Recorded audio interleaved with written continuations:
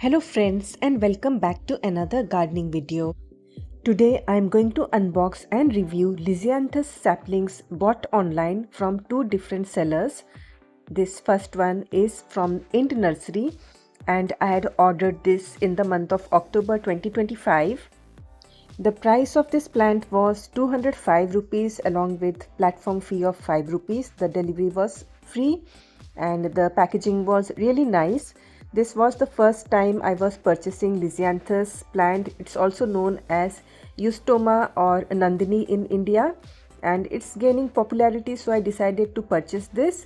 And over here you can see the sapling that they had sent was kind of similar to the ones that they had shown in their website. And at that time I didn't know that it was a little bit difficult to actually grow these smaller saplings.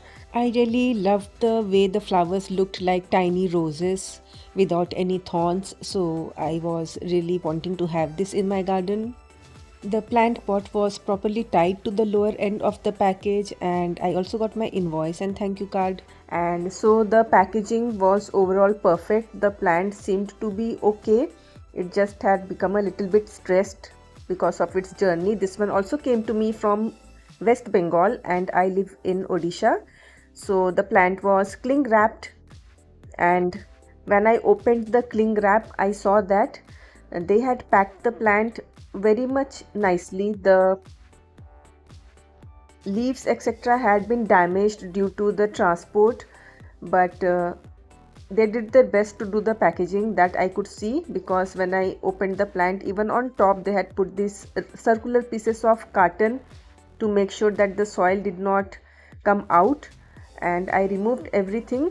So after removing the carton and whatever was there, I just checked the condition of the plant. The sapling which they had sent, it actually had quite a few number of branches. Like there were around I think 3 to 4 different branches that were coming out. Just because of the journey the plant looked a little bit dehydrated and messed up. And when I checked the soil, I realized that the soil was clay soil, which I do not prefer. I'd rather prefer coco peat or sandy soil, but the soil was clay soil anyway. Because the plant had come after a long journey, I just watered it a little bit and I allowed it to stay out in my garden for the night. In fact, I removed all the excess water from the leaves. Then I prepared the soil and I planted the plant after 3-4 days.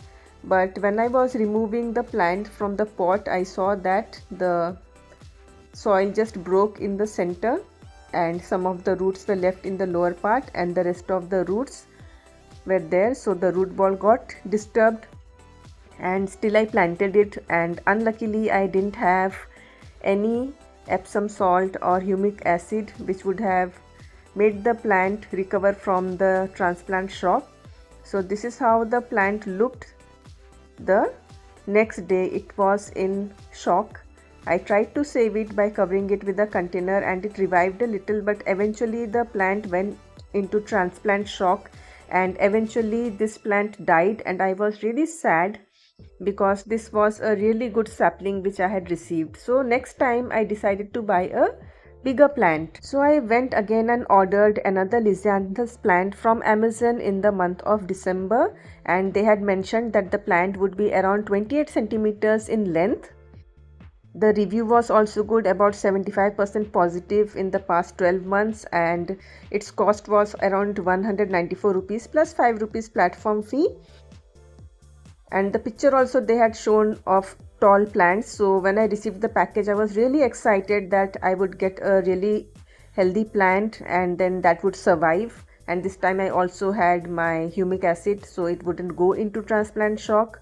But when I opened the package, I was in shock seeing how I had been scammed, because the seller had sent a really tiny plant which was almost half dead.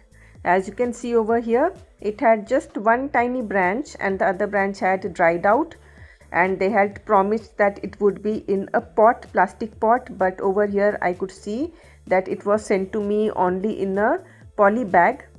Anyway, they had covered it completely with cling wrap so that the soil wouldn't be disturbed too much. So I just removed the cling wrap to look at the plant, and it was a really tiny sapling, even worse than the first one that I had ordered. But luckily enough, the soil was not clayey soil, it was the sandy soil. So I had no option, but I watered it a little bit and kept it out in my garden for the night. And because the plant was in such a pathetic condition, I just removed the excess water from the leaves so that it wouldn't rot off, and I left it over there in the garden for 2 days. Then I decided to repot it, and for repotting I made the soil. Now I had a big pot ready for this plant because I was expecting a tall plant. So this is the garden soil in which sand is there, and I've added some vermicompost, and this is trichoderma powder to avoid any fungal infection of the plant, because these plants are prone to fungal infections. So I mixed everything up, filled up my pot. The lower part I had made the hole bigger so that it would be well draining. Then I added some pieces of bricks and some pieces of broken pots in the lower part. Then I added this well draining soil. So after filling up this pot, I eventually decided to transplant the plant. So I cut off the lower part of the poly bag, and I could see some tiny roots, and I pulled up the poly bag slowly so that the root ball would not be disturbed at all. I could see some roots over here, and then making a hole in the center, I planted this the way it had come. I didn't even check whether it was in a net pot or not.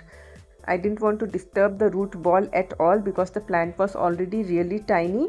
Then I filled up the soil all around, pressed it a little bit. I made sure that the plant was slightly higher than the rest of the soil.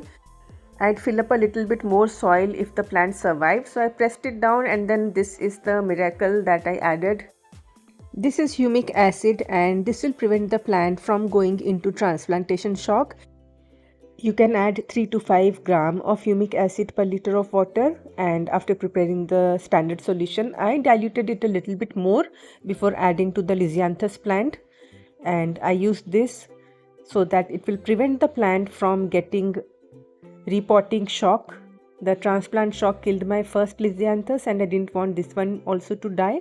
So this is the trick that you can use. Either you can use Epsom salt mixed in water or humic acid. The advantage of humic acid is that it will also help the plants give out more roots quickly, so that the plant can start growing better sooner.